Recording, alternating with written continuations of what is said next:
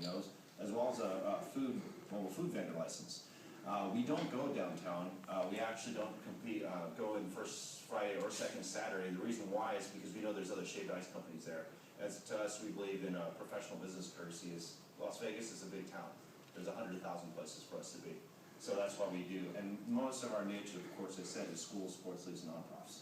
So just given that, in lieu of that, I actually have a recommendation, just kind of objectively looking at it, so you want to hear both sides, and I've heard all of your concerns. One, let's take the perspective of the restaurants.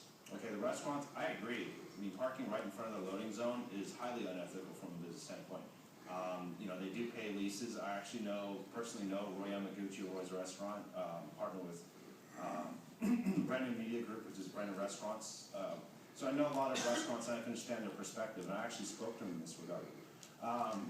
So on the other hand, other perspective, you have the mobile food trucks. If you take a 1,320 square foot proximity or radius, you're going to push them entirely out of downtown. That's the reality of it, because you can look at it. I don't know, I have to reevaluate your map, but that's just what I see based off kind of objectively looking at it.